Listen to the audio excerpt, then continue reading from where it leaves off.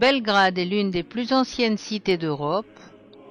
L'histoire débute il y a 7000 ans avec la culture de Vinca, civilisation contemporaine de celle des Sumériens. Le nom de Belgrade apparaît sous forme de Beograd en 878, et 1000 ans plus tard, la ville devient la capitale du royaume de Serbie.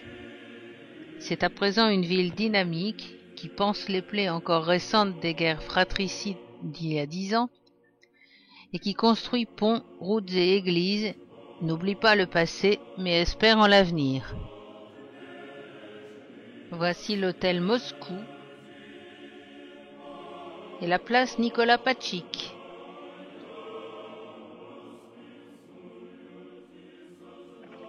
Le Stari Dvor, siège de l'Assemblée, et le Parlement, de style académique serbe datant du XIXe siècle.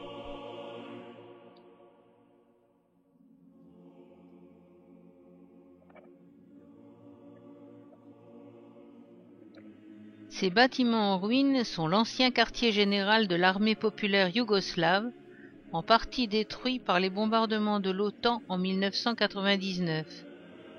Le quartier a été consolidé et conservé comme monument historique. La grande tour à l'extrémité des bâtiments reconstruits est maintenant le quartier général de l'armée serbe.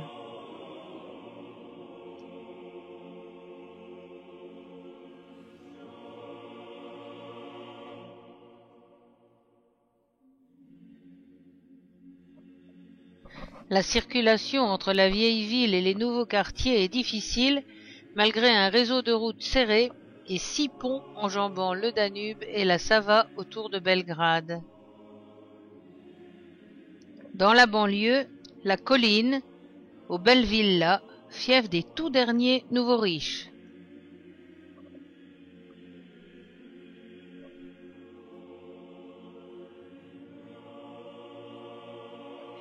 Et le Maracanã, ou Grand Stade, en référence à celui du Brésil. Ici aussi, les matchs sont houleux, voire dangereux.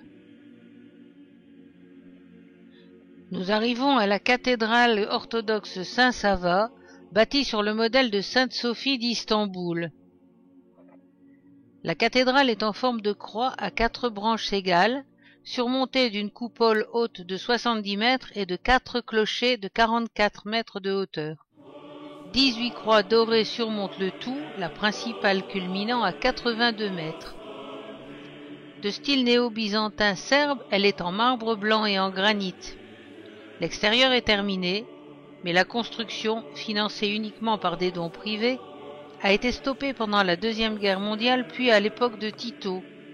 Elle n'a repris qu'en 2001 et l'intérieur est encore un vaste chantier sans décor.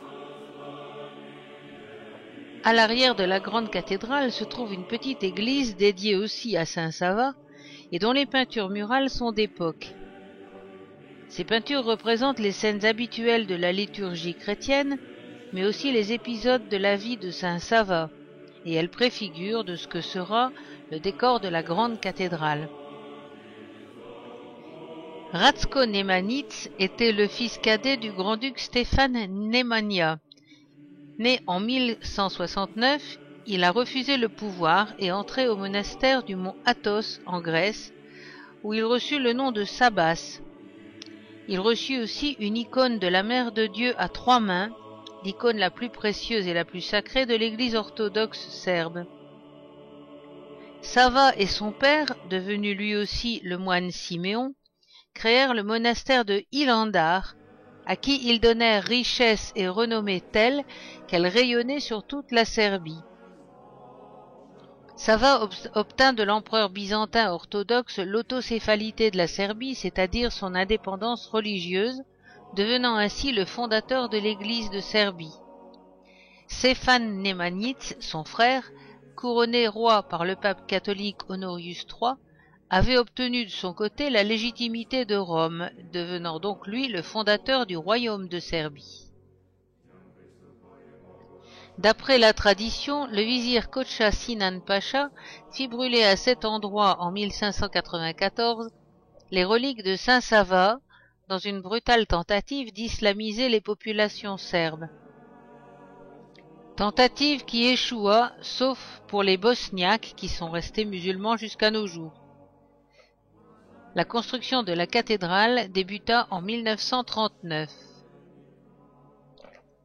L'architecture de la cathédrale est déjà bien définie, mais les murs de béton seront un jour couverts de marbre blanc et de mosaïques, et la coupole centrale est prévue d'être recouverte d'une grande mosaïque représentant le Christ Pantocrator. L'église pourra accueillir 10 000 fidèles, 800 choristes pourront officier dans le chœur. Les niches déjà installées donnent une idée du décor futur.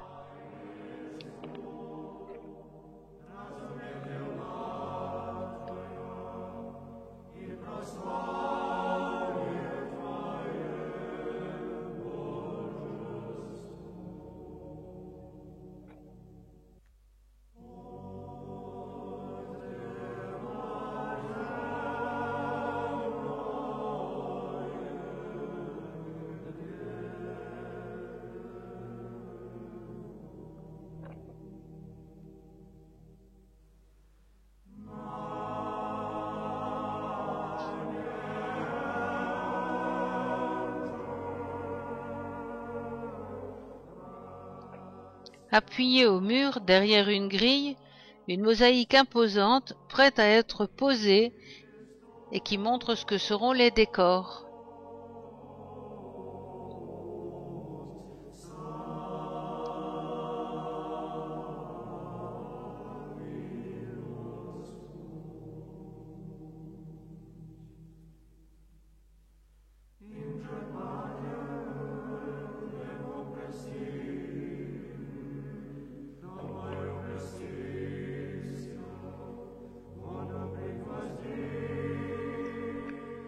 La Bibliothèque nationale.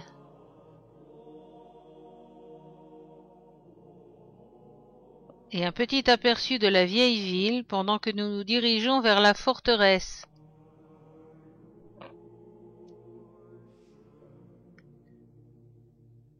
Le théâtre, qui date de 1864 et est de style académique. Partout du style art déco.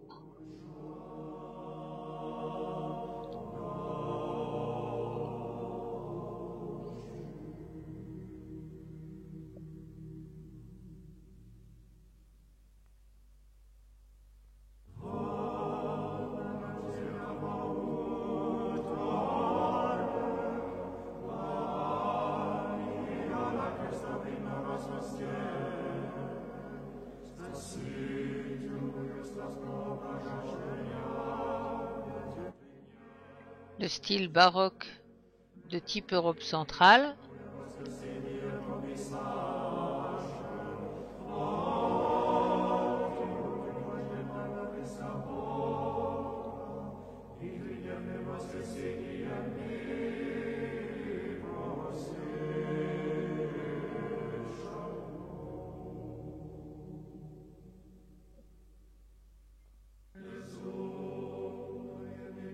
Et des plaques d'égout hautement décoratives.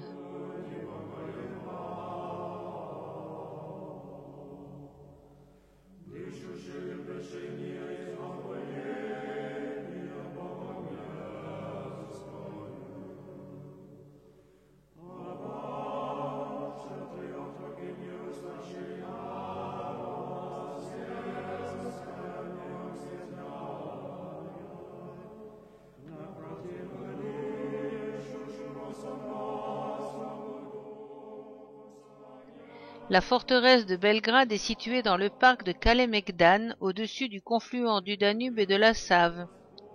Ce lieu est peuplé depuis la plus haute préhistoire, mais les Celtes scordisques qui vivaient ici au IIIe siècle avant Jésus-Christ furent conquis par les Romains vers l'an 100 de notre ère. La ville devint Singidunum. Le nom de Belgrade, Beograd, apparaît pour la première fois en l'an 878. Beograd signifie la ville blanche, mais en slave ancien, le sens est aussi ville de l'Ouest. Belgrade est donc la ville de l'Ouest, frontière entre l'Orient et l'Occident, sur la route du Danube, voie naturelle de toutes les invasions. La forteresse basse comprend les ruines du palais du roi Milutin, roi de 1282 à 1321, qui orientait son artillerie vers l'est. La forteresse haute comprend l'ancien castrum romain et le château du despote byzantin qui lui orientait son artillerie vers le sud. À partir de 1688, les Autrichiens s'emparèrent de la citadelle et renforcèrent la partie médiévale du bâtiment. La tour de l'horloge, de style baroque autrichien du XVIIIe siècle, surplombe une porte qui ouvre sur la forteresse haute, et au fronton les armes de Serbie.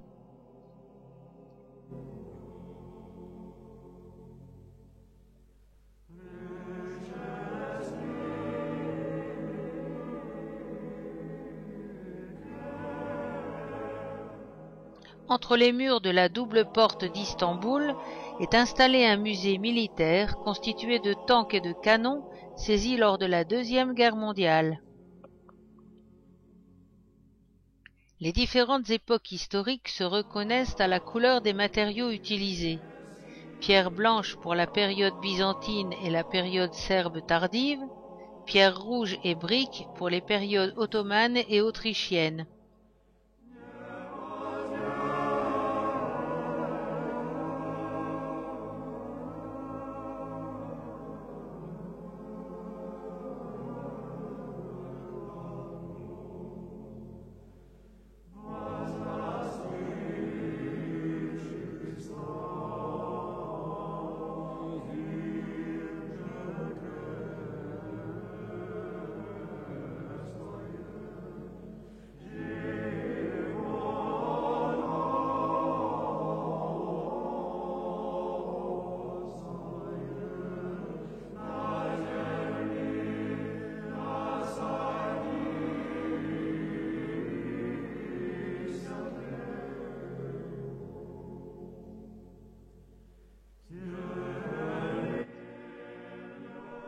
Le turbé de Damad Ali Pacha est un exemple d'architecture ottomane. Ce monument funéraire abrite entre autres les restes du vizir et du commandant de forteresse İsmet Mehmet Pacha.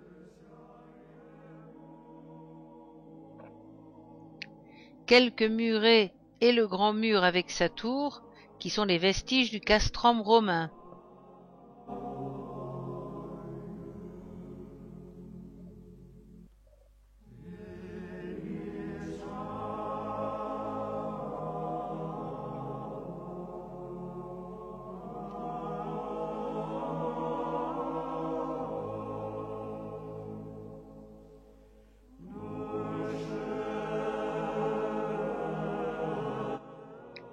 À la pique du vieux mur romain, là-bas, le Danube rencontre son affluent, la Save.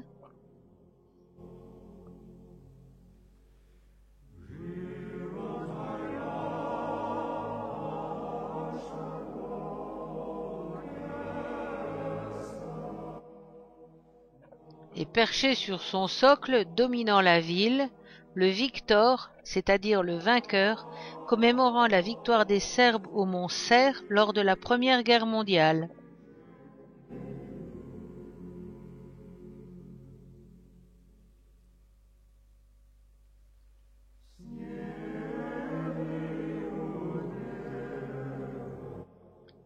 Et juste en face du confluent, la tour sans peur.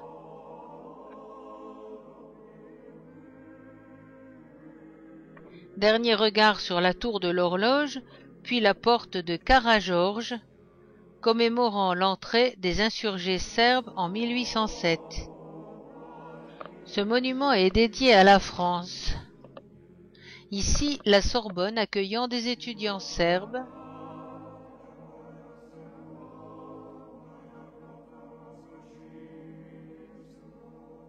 Et là, la France volant militairement au secours de la Serbie, le tout couronné par une niquée sombre.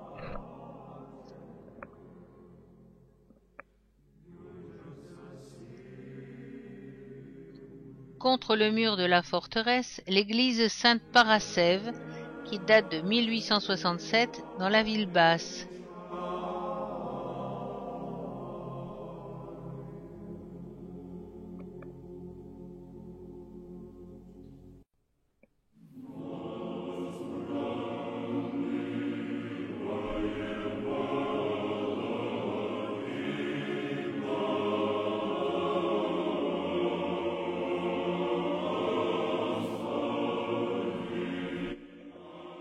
Le quartier de Kale-Megdan possède aussi quelques beaux bâtiments.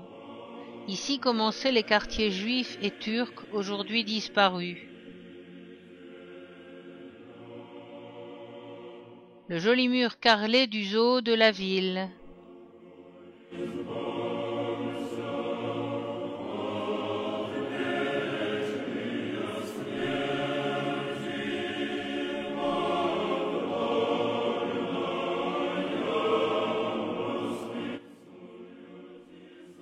Et l'avion surnommé Épervier de l'école d'aérodynamique. Et nous repartons en longeant la muraille de la forteresse basse et la tour sans peur.